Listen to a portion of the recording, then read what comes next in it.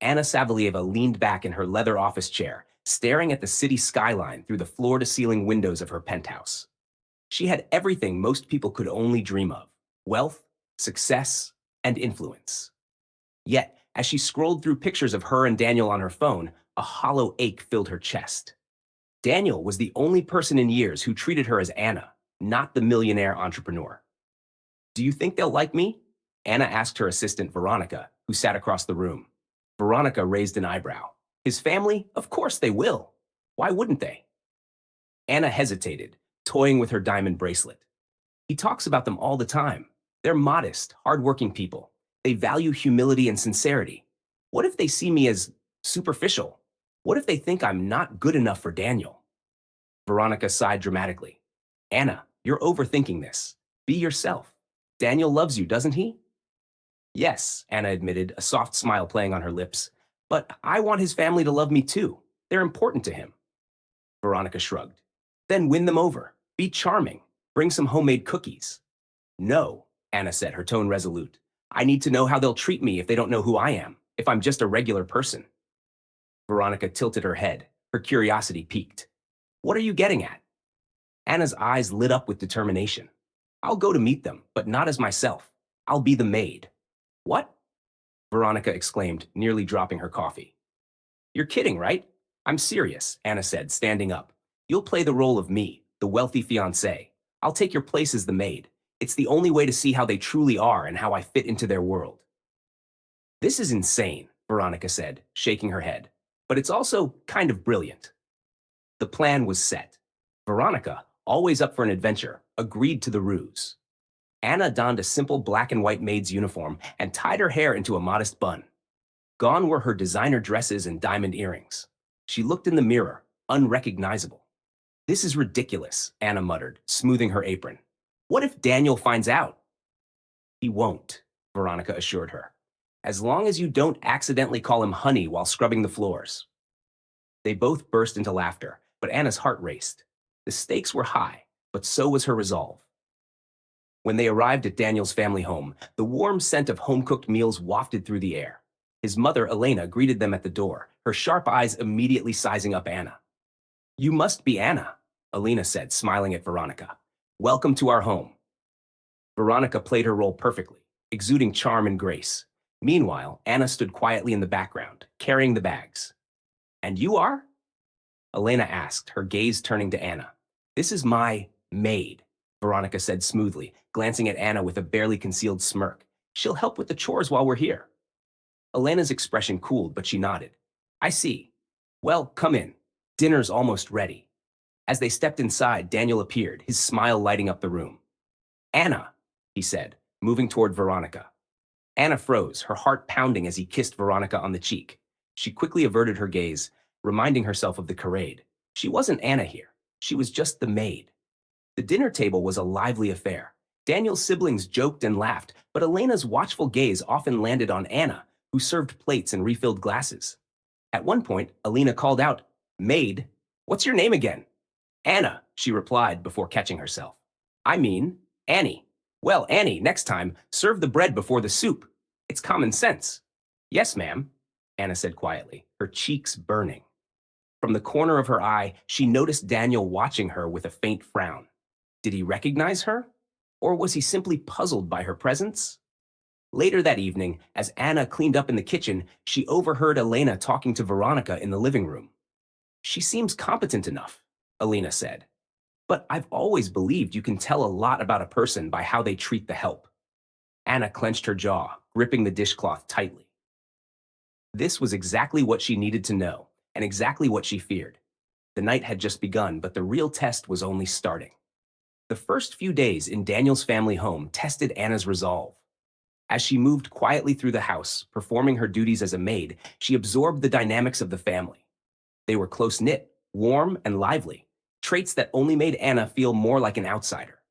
Her cover as Annie wasn't just a disguise, it was a shield, protecting her from judgment, but also isolating her from Daniel and his world. At breakfast, Elena's commanding presence dominated the room. Her sharp eyes scanned every plate, every movement, as if she were conducting an invisible inspection.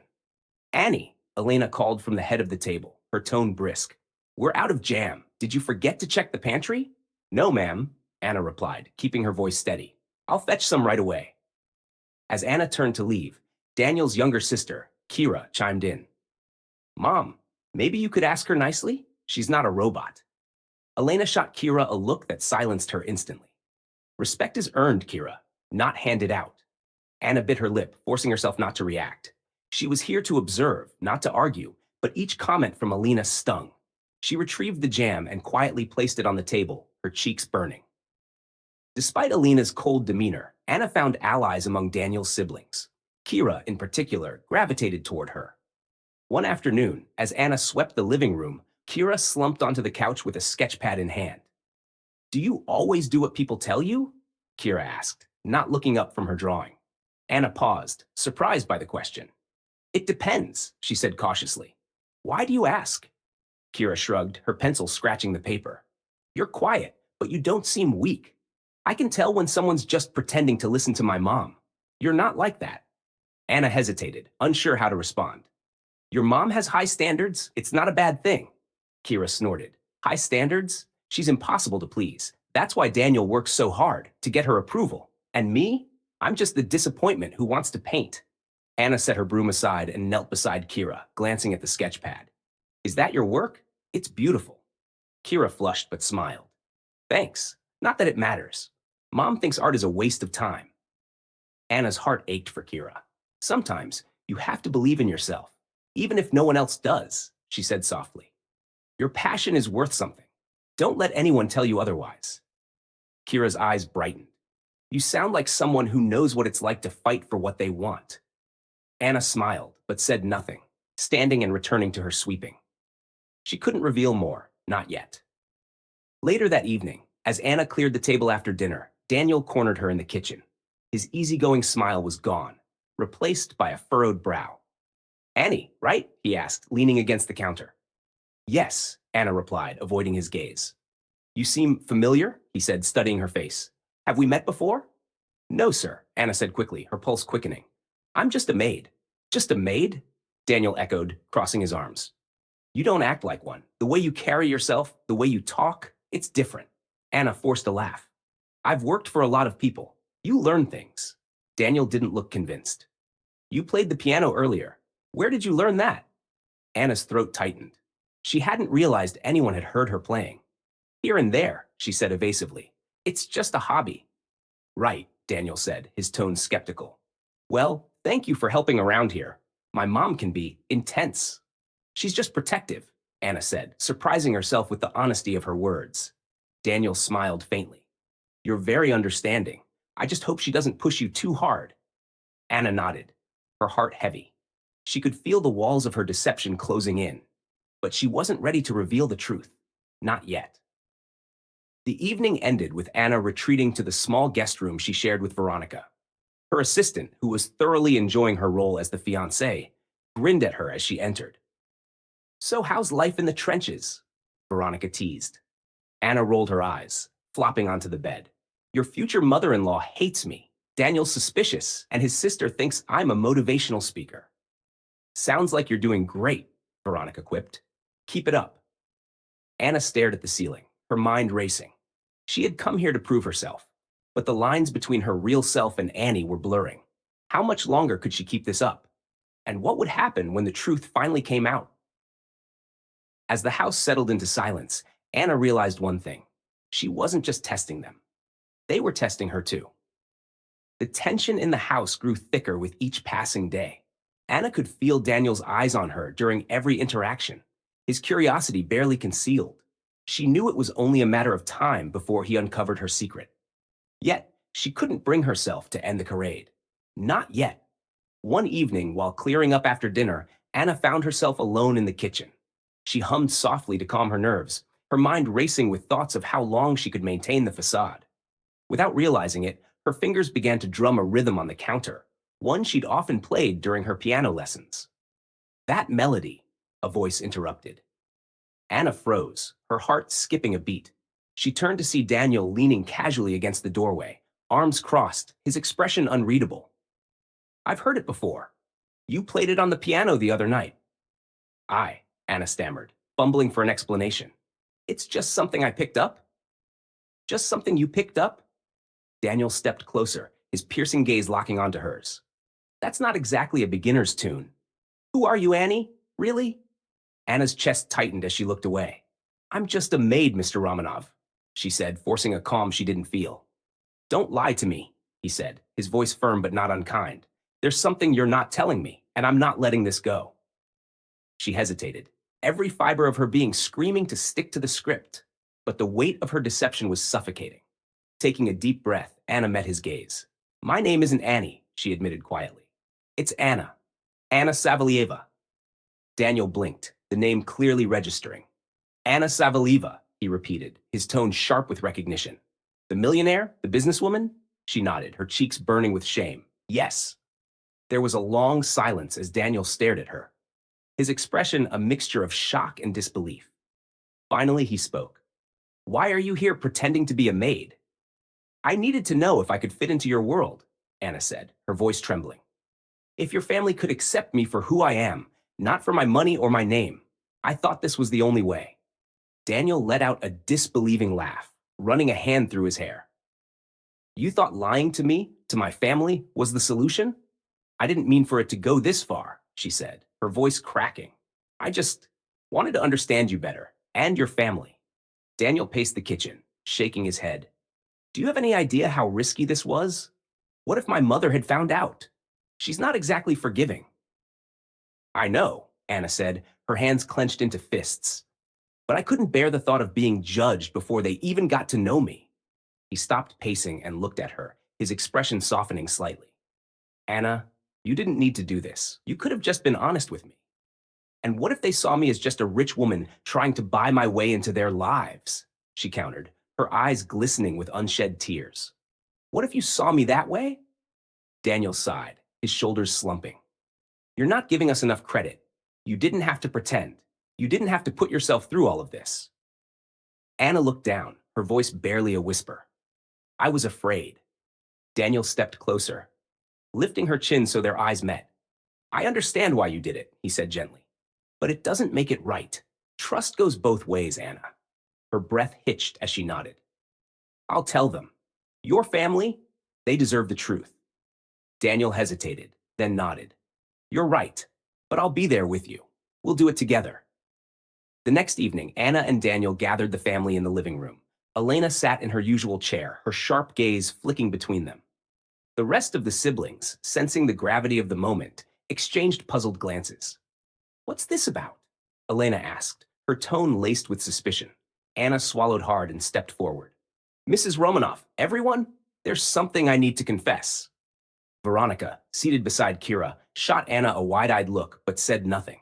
Anna took a deep breath and told the truth about her real identity, her reasons for the charade, and her hopes of being accepted for who she truly was. When she finished, the room fell silent. Elena's expression was unreadable, her lips pressed into a thin line. Finally, she spoke. You lied to us, Elena said, her voice icy. You manipulated us. I did, Anna admitted, her voice trembling. And I'm deeply sorry, but my intentions were never to hurt anyone. I only wanted to prove that I wasn't just a name or a bank account. Elena stood, her piercing gaze locked on Anna. And what did you learn? That your family is everything Daniel said it was, Anna said softly. Loyal, hardworking, and full of love. I just hope I can still be a part of it. The room held its breath as Elena considered Anna's words. Finally, she let out a long sigh and nodded. You've shown more humility than most people with your wealth. I'll give you that. But trust isn't easily rebuilt. You'll need to work for it. Anna nodded, tears streaming down her face. I will.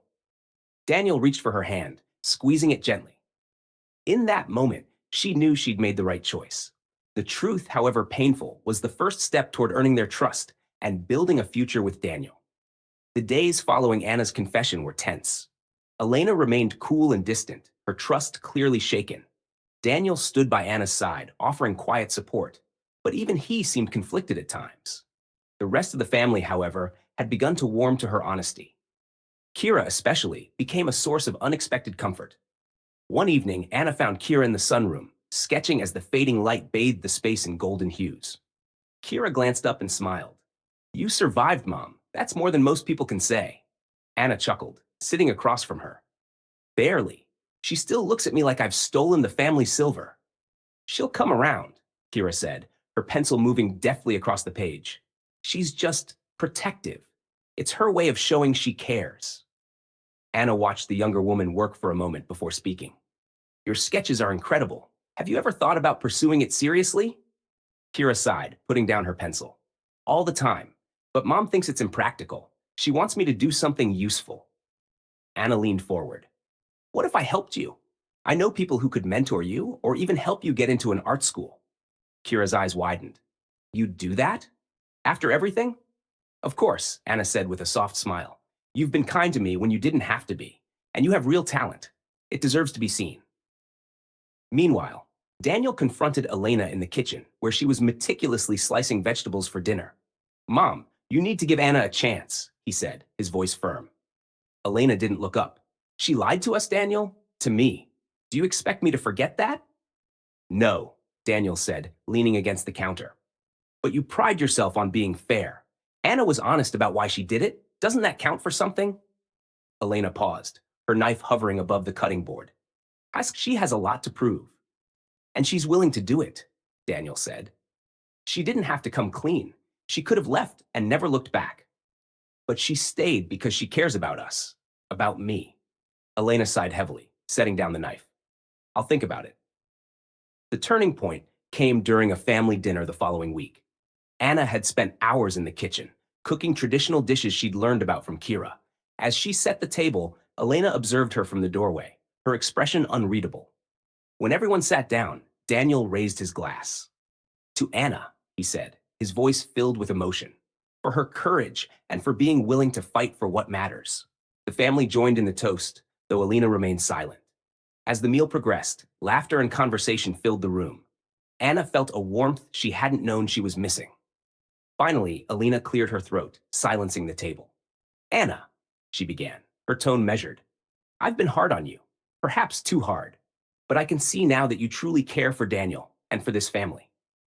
Anna's heart raced as Elena continued. I still expect honesty and respect, but I'm willing to move forward. You've earned that much. Thank you, Anna said, her voice thick with emotion. I won't let you down. Months later, Anna and Daniel's wedding brought the family together in ways Anna hadn't thought possible. Elena helped plan the ceremony, and Kira, with Anna's support, had her first art show just weeks before. The family, once hesitant and skeptical, embraced Anna fully, not as a millionaire, but as one of their own. As Anna stood with Daniel under a canopy of lights, surrounded by laughter and love, she felt an overwhelming sense of belonging. Her experiment, as unorthodox as it was, had taught her the value of honesty, humility, and perseverance. You ready for forever? Daniel asked, his eyes filled with warmth. Anna smiled, squeezing his hand. I've never been more ready. The journey hadn't been easy, but it had been worth every challenge. For the first time, Anna felt like she had everything she'd ever wanted, not because of her wealth or status, but because of the family she'd found and the love she'd fought for.